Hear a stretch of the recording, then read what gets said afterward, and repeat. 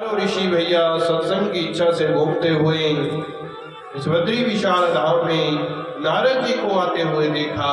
ददृशुस्तत्र नारदम, नारद जी को आते हुए देखकर बड़े ही प्रसन्न हुए महाराज।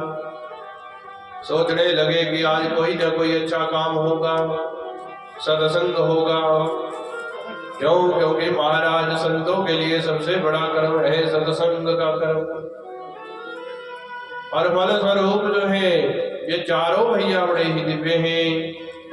तीन कथा सुनते हैं, एक सुनाने लग जाता है, जब वो थक जाता है तो दूसरा सुनाने लग जाता है, तीन सुनने लग जाते हैं। मात्र 5 वर्ष की आयु के समान है, परंतु इनकी उम्रें बहुत बड़ी हो चुकी है।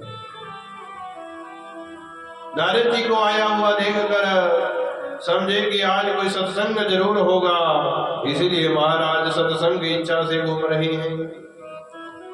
परंतु जो नारद जी पास में आए तो नारद जी का मुंह लटका हुआ है। कहते महाराज आपका क्या खो गया, आप मुंह लटका के घूम रहे हैं। आपके पास न रहने के लिए घर है, न मकान है, न झुग्गी है, न झोपड़ी है, न बच्चों का चिंता है। महाराज आप किस कारण से जो है घूम रही हैं दुखी होकर? मन क्यों खराब है आपका, कहिए महाराज। तो नारद जी कहने लगे कि अहं पृथ्वीं यातो ज्ञात्वा सर्वतोत्तमामिति पुष्करं च प्रयागं च काशीं गोदावरीं तथा हरिक्षेत्रं कुरुक्षेत्रं श्रीरंगं सेतुवन्दनम् एवमादिषु तीर्थेषु ब्रह्ममाण इतस्ततः। कहते हैं महाराज मैं भी दूर दूर करने के लिए इस धरती पर घूमा। मन बड़ा बेचैन था, दुखी था। सोचा कि धरती लोक पर जाकर सबका मन जो है महाराज प्रसन्न हो जाता है, दुख दूर हो जाते हैं। क्योंकि यहाँ पर अनेक प्रकार के तीर्थ हैं। इन तीर्थों में जाने से, स्नान करने से महाराज, सत्संग करने से, संतों का दर्शन करने से, संतों की वाणी सुनने से जो है हमारा कल्याण हो जाता है। मन के संशय दूर हो जाते हैं, शंकाएं दूर हो जाती हैं। पर मैं भी कई तीर्थों पर गया, पुष्कर में गया, प्रयाग में गया, काशी में गया, गोदावरी नदी पर गया, हरिक्षेत्रम हरिद्वार में गया, कुरुक्षेत्रम कुरुक्षेत्र की भूमि पर गया, श्रीरंग में गया। अनेक तीर्थों पर घूमते हुए महाराज मन बेचैन हो रहा। क्यों? कि तरुणी प्रभुतागे शाल को बुद्धिदायक कन्या विक्रीणो लोभा दंपती नाम च गलगनम। महाराज तरुणी प्रभु आगे ही घरों पर स्त्रियों का राज्य हो चुका है, साले सलाहकार बन चुके हैं। लोभ के कारण कन्याओं को बेचा और खरीदा जा रहा है। दंपति नाम च कलकनम, और गृह गृहस्थी में महाराज बराई लड़ाई ही दिखी जहां भी गए। और महाराज संत महात्माओं के चोड़े पहनकर घूम रहे हैं, असल में संत है ही नहीं। जो अच्छे संत दिखे महाराज, लोग उनका अपमान करते हुए दिखे। मान सम्मान की कमी, गौ माता का सम्मान नहीं देखा, ब्राह्मणों का सम्मान नहीं देखा, स्त्रियों का सम्मान नहीं है महाराज। धरती माता आक्रांत है, दुखी है, नदियां नाले सब गंदे हो चुके हैं महाराज। ये देखकर मन बड़ा और दुखी हो गया महाराज। घूमते फिरते हुए मैंने क्या देखा, एक स्थान पर कुछ स्त्रियां खड़ी हैं, उन्हीं के पास जाने की इच्छा हुई। जैसे ही पास पहुंचता हूं तो क्या देखा कि इन स्त्रियों में एक स्त्री को घेर रखा है, जो पास में बैठी हुई है। इनकी गोद में दो वृद्ध पुरुष पड़े हुए हैं महाराज। बाल सफेद है, बेहोशी की अवस्था में है। और जैसे ही महाराज मैं उनके पास जाने लगा, फिर सोचा कि दूर से देखकर इन स्त्रियों के पास संतों का क्या करूं, इसीलिए मैं वहां से लौटने लगा।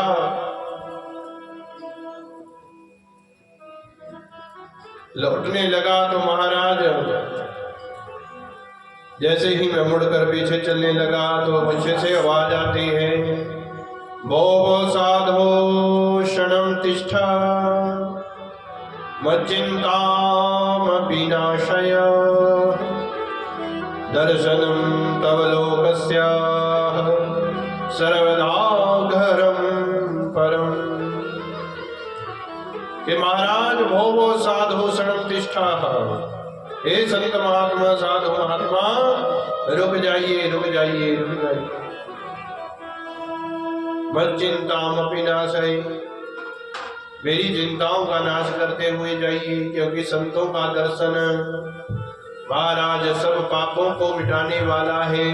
सर्वदा गहरम परम दर्शनम तव लोकस्य सर्वदा गहरम परम। आप जैसे संत महात्माओं का दर्शन महाराज क्या करता है, हमारे पापों का शमन करता है। आपकी वाणी मन की शंकाएं दूर करने वाली है महाराज। नारद जी कहते हैं, महाराज सनकादि ऋषियों, मैं भी उनके पास गया, जाकर जो है महाराज पूछा कि कौन हो आप। काशी तुम का विमोचेम नार्यः का पद्मलोचना वद देवी सविस्तारम स्वस्य दुख से कारणम। हे देवी, आप कौन है? नार्या का पद्मलोचना वद देवी सविस्तारम स्वस्य दुख से कारण। हे मां, हे भगवती, आप जो है महाराज विस्तार पूर्वक अपने दुख का कारण कहिए, क्यों आप दुखी हैं? और ये वृद्ध पुरुष कौन है जो आपकी गोद में पड़े हुए हैं? और ये स्त्रियां जो आपको कोई हवा कर रही है, कोई पानी पिला रही है, आपकी सेवा में लगी हुई है, ये स्त्रियां कौन है महाराज? तो कहा, महाराज मैं तो हूं भक्ति महारानी, अहम भक्ति इति ख्याता। मैं तो संसार में भक्ति के नाम से विख्यात हूं, मुझे सब भक्ति महारानी के नाम से जानते हैं। इमो में तनयो मतो, ये जो दोनों वृद्ध पुरुष पड़े हुए हैं, ये मेरे दोनों पुत्र हैं। एक का नाम ज्ञान है, एक का नाम वैराग्य है।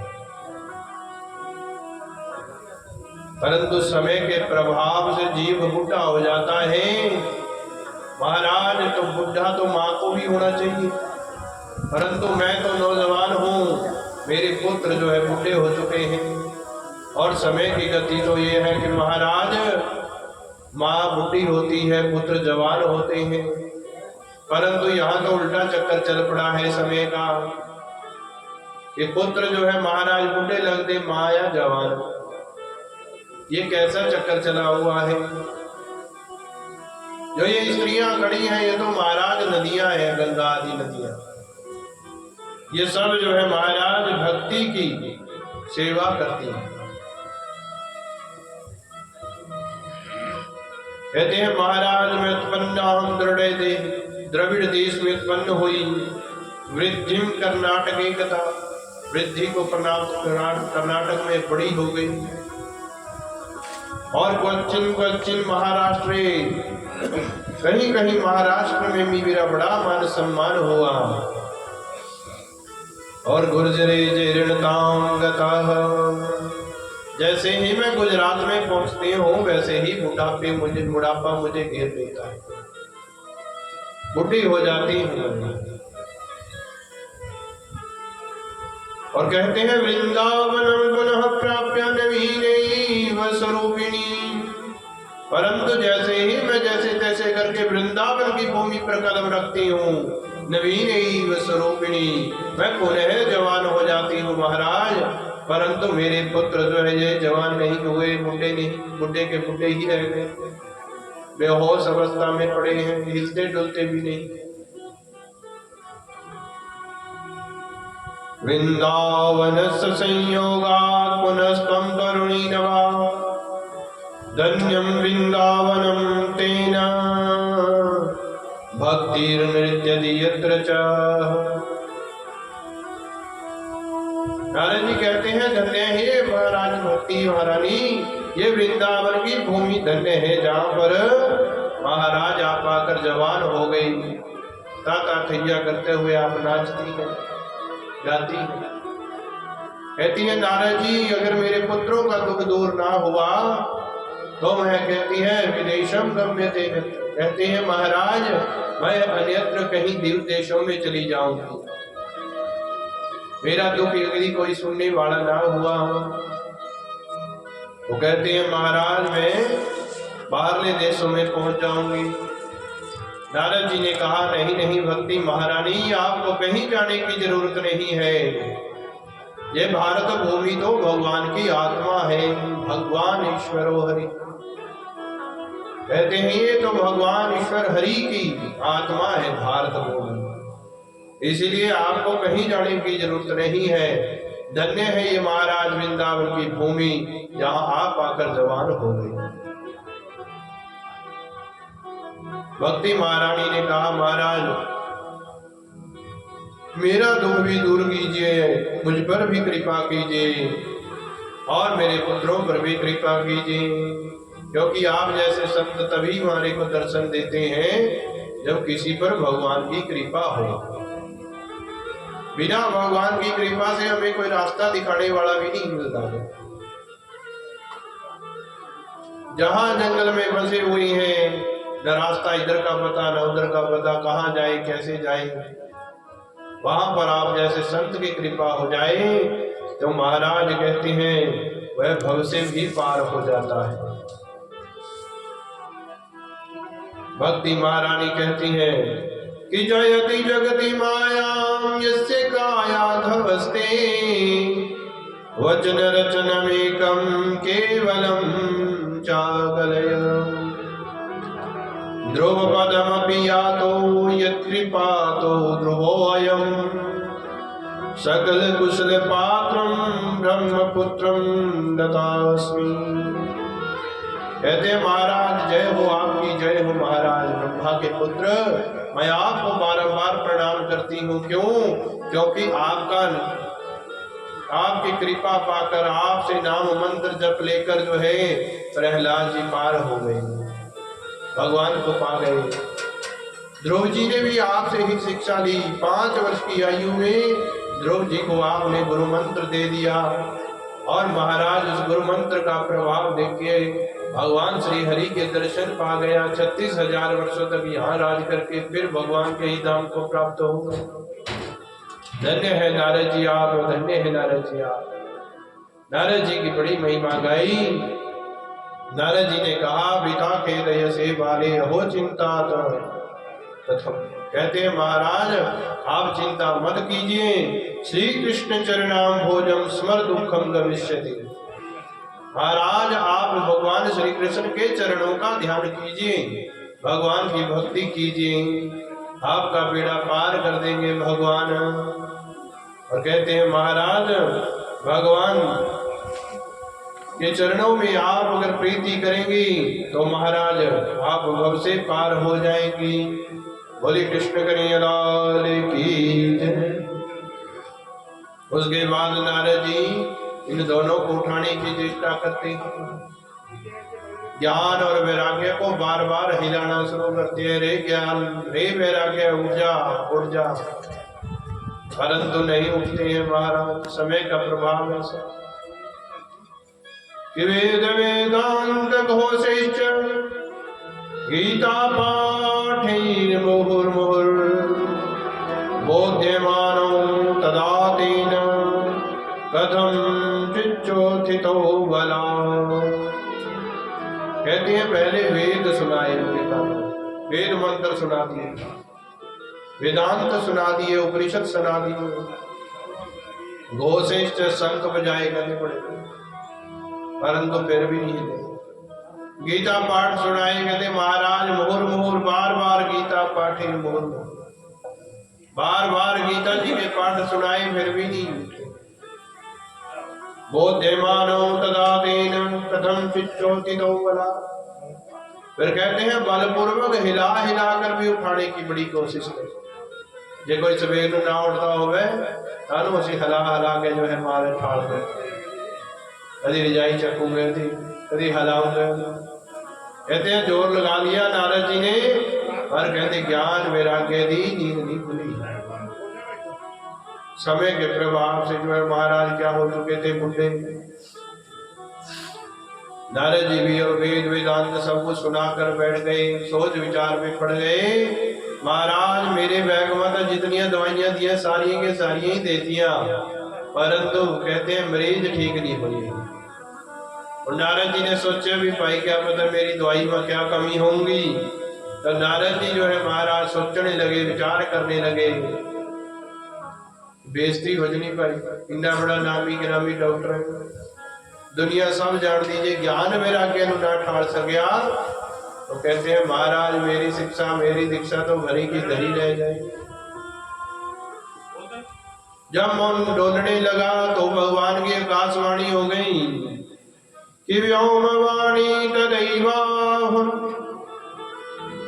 महर्षि खिद्यतामिति उद्यम सफलस्तेयं भविष्यति न संशय। कहने लगे महाराज तभी आकाशवाणी होगी। कहते घबराओ ना है महाराज, क्यों? जब अपनी चूरण चुटनी मुक लंदी है, दवाई सब कुछ मुक लंदी, फिर बंदा जो है महाराज क्या करना। कहते कई बारी मरीज ने छड़ पीता भी भाई मेरे वास्ते बाहर है और तेरा इलाज। कहते इलाज तो तुसी हो करना महाराज, जिस काम में लगे हुए नारद जी और तुसी ही पूरा करना। परंतु कहते हैं महाराज इसकी दवाई किसी और संत के पास है। नारद जी ने कहा महाराज उद्यम सफल, जिस कार्य को कर रही है वो जरूर सफल होगा, परंतु इसकी दवाई किसी और संत के पास है महाराज। नारद जी ने हाथ जोड़ के कहा महाराज संत का नाम ही बता दो। जन्म तो कहते आकाशवाणी चुप हो। नारद जी सोच में पड़ गए, महाराज पता ठिकाना ही बता देंगे, संत का नाम ही दस देंदी में जदी पूछना था। चलो कहना महाराज इतना ही बताकर चली गई कि दवाई थोड़े कोल नहीं किसी और संत के कोल है महाराज, पर काम थोड़े ही हथा से होना। फल स्वरूप यत्र तत्र कहते हैं धरती पर घूमते हुए सब संतों से पूछते पछाते हुए मैं आज आपके पास पहुंच चुका हूँ महाराज सरकारी मुनियों बद्री विशाल धाम में, परंतु अभी तक कोई संत नहीं मिले जेड़ा दवाई दस दे। इसी करके ना कहते महाराज नाराज होके चले आवा, क्योंकि हुण तो बस होने वाली है। डॉक्टर टोलते बस होने वाली है। चारे सरकारी भाइयों ने कहा महाराज ये कहते दवाई साड़ी कोल है, तुसी खुश हो जाओ। कहते महाराज नारद जी कहते पहला दवाई का नाम दसो, खुशी का ता होगी जो दवाई का नाम दसो। तो सरकारी मुनियों ने कहा और कोई दवाई नहीं है महाराज, दवाई थोड़े कोल भी है पर उस दवाई को यूज करना नहीं था। कहते वो दवाई है श्रीमद् भागवत महापुराण की कथा। जब श्रीमद् भागवत महापुराण की कथा ज्ञान वैराग्य को जगाने के लिए की जाएगी तो कहते हैं महाराज वो कुशलता से जो है इस बुढ़ापे से भी दूर हो जाएंगे और उनको जो है जवानी आ जाएगी। ये भगवान की कथा ऐसी है। नारद जी फिर भी कुछ नहीं हो रहे हैं। नारद जी कहते ले ये दवाई तो मैं कदी दे आया। सरकारी मुनिया ने कहा महाराज दवाई तो तुसी दे आए, असी तुहानू पहले भी कहते हैं भी दवाई तुहाडे कोल थी, तुसी खड़ा भी आए पर उसने खाने का तरीका अलग था, साडे खाने का तरीका अलग होना भाई। क्यों जी ज्वैन है भाई, ज्वैन को कहते खाओगे ठंडे पानी करता कहते कब्ज कर देना, और गर्म पानी कर खाओगे तो पेट साफ कर देना। कहते महाराज है तो ज्वैन ही है, दवाई तो दवाई है, परंतु लेने का तरीका अलग अलग है। जब नारद जी को तसल्ली नहीं हुई तो एक कहते हैं महाराज दृष्टांत देते हैं कि आमूलाग्रम रसस्तिष्ठन् नास्तेन स्वाद्यते यथा स भूय स पृथक् भूता फले विश्व मनोहर। कहते महाराज अंब का पेड़ लग्या वा, पर पेड़ पर एक ही फल लग्या वा। जाते जाते खाने का मन होया, पक्का फल था, महाराज तोड़ के खा लिया। नारद जी जब फल का खा लिया, परंतु कहते महाराज इतना आनंद आया उस फल को खा के, अंब को खा के, मन करे भी होर खाइए, परंतु है नहीं। फिर कोई कहे महाराज ये फल तो खा लिया, परंतु फल की जेड़ा बूटा है उसे भी वही स्वाद आऊंगा, पत्ते चबाण लग जाए, डंडे खाण लग जाए, ताकि उसको वो नजारा आ जाना। कहते जेड़ा उस फल दे विच तैयार है, जो आनंद फल को खाने से प्राप्त हुआ वो पत्ते चबाने से नहीं मिलेगा, डंठल चबाने से नहीं मिलेगा। दूसरा जो है दृष्टांत दिया कि यथा दुग्धम स्थितम सर्पिर्न स्वाद्यत उपकल्पते पृथक् भूतम हि तद्गव्यम देवानां रसवर्धनम। महाराज कहते दुध के बीच पहले ही की विद्यमान है, कोई बाहर से नहीं पाया जाता, परंतु पहले दुध को गर्म करूंगे, फिर जमाऊंगे, फिर दही बनूंगा, फिर मंथन होऊंगा, कहते ता मखनी निकलनी, फिर गर्म करके ता देसी घी बनता। और नारद जी जेड़े काम कहता देसी घी में होने लगे, पूड़ी कचौड़ी बनाते बनाते जो है महाराज घी खत्म हो गया, तो कहो भी दुध मत ही तक घी निकलता, तो बाल्टियां दुध दी ही पा लोगे। और जेड़े समोसे, जड़ियां कचौरियां, जेड़े पकौड़े कहता महाराज घी मत निकल रहे थे, वो दूध में से निकल चुके क्या? कहते महाराज नहीं। तीसरा क्या दृष्टांत दिया, कहते इक्षुणाम मध्यांतम सर्गरावाप्य तिष्ठति पृथक् भूता च साविष्टा तथा भागवती कथा।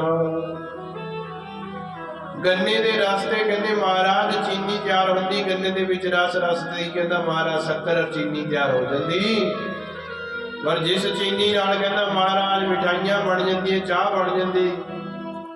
कहते हैं महाराज अगर कहते चाह बनाते बनाते चीनी खत्म हो गई, रास्ता पीपा कोल पिया, कहता महाराज उस चाह दे विच मिठे की जगह रस ही पा दूंगे तो क्या होना, चाह बन जाऊंगी। कहते नहीं महाराज, जो काम कहते महाराज चीनी कर सकती वो गन्ने का रस नहीं कर सकता। जो फल का निचोड़ कहता महाराज बूटे का निचोड़ फल दे विच है वो फल से नहीं मिल सकता। जो दूध से काम नहीं हो सकता वो घी से हो जाएगा महाराज। फल स्वरूप जो है चीज वही। उसी प्रकार कहते हैं महाराज तथा भागवती कथा, इस प्रकार से विष्ठाएं निचोड़, रस का निचोड़ क्या है चीनी मीठा, दूध का निचोड़ घी है, और फल का निचोड़ वृक्ष का निचोड़ फल में है। उसी प्रकार जो आपने कथा सुनाई उस सब का निचोड़ जो है महाराज श्रीमद् भागवत महापुराण की कथा है। सुनकर जो है महाराज नारद जी के मन में खाने में बात पड़ गई। नारद जी ने कहा महाराज अब क्या किया जाए। नारद जी कहते महाराज संतों की वाणी पर शंका नहीं होनी चाहिए। आप ये बताइए कि महाराज आप कथा सप्ताह करवाओगे किथे।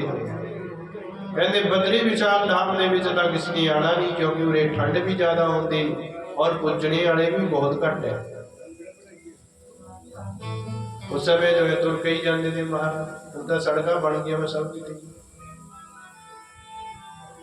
नारद जी ने कहा महाराज नारद जी हरि क्षेत्रम, कहते हैं भगवान हरि का क्षेत्र है हरिद्वार, और भगवान श्री वैकुंठ का दरवाजा हरिद्वार में कहा गया।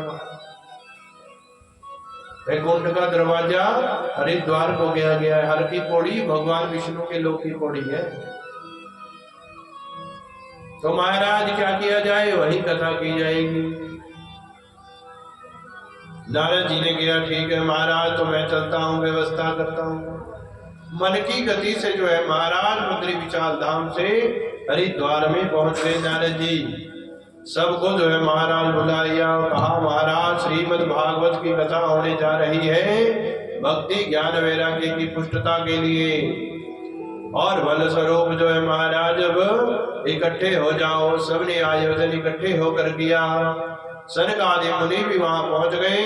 आकर जो है महाराज एक रेते की ढेरी बनाई, उसी पर पीला कपड़ा बिछाकर चारे पहिया के ऊपर बिठाते, गद्दी लगाती महाराज। जैसी व्यवस्था पहले थी वैसा ही काम हो गया।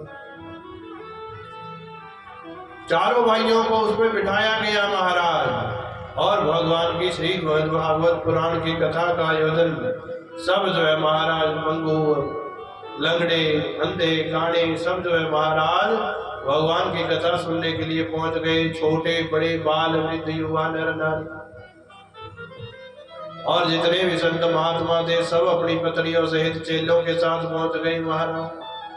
पंडाल सारा भर गया।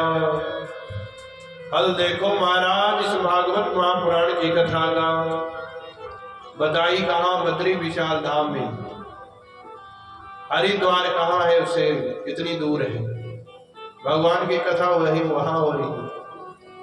और किसके लिए हो रही, कहते भक्ति ज्ञान और वैराग्य के लिए। तो वो कितने कहते महाराज, कहते हो वृंदावन के बीच बैठे। वृंदावन हरिद्वार देख लो कितनी दूर है। भक्ति ज्ञान वैराग्य वृंदावन के बीच है। और महाराज कथा कितने हो रही, सप्ताह कितने होने लगी, कहते हरिद्वार के बीच उनकी पुष्टता की। और बल स्वरूप जो है महाराज अब भगवान की कथा का प्रभाव देखिए। कहते कथा का प्रभाव इतना है महाराज कि वृंदावन से हरिद्वार में पूछ गई भक्ति ज्ञान वैराग्य। जो भगवान की कथा का महात्म्य सुनाया जा रहा था कि सदा सेव्या श्रीमद्भागवती कथा यस्या श्रवण मात्रेण हरिश्चित्तम समाश्रय। सरकारी भाइयों ने जो है महाराज अपनी कथा का कहना शुरू किया और सबसे कहने लगे महाराज इस कथा को जितना पी सको उतना पी लो। जिन्हें पूछा कितनी बार सुननी चाहिए, कहते सदा सेव्या। जब तक जिंदगी है तब तक जो है महाराज भगवान के कर्म करते रहो, भगवान की कथा सुनते रहो। फल स्वरूप कहते हैं इससे क्या होगा, कहते हैं हरिश्चित्तम समाश्रयित। भगवान हरि, भगवान श्री कृष्ण हमारे हृदय में चिपक जाएंगे।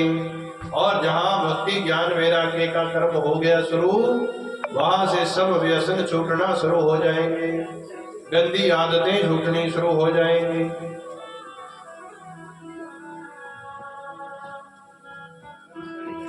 मन भगवान की कथाओं में लगना शुरू हो जाएगा, भक्ति करने में मन करेगा।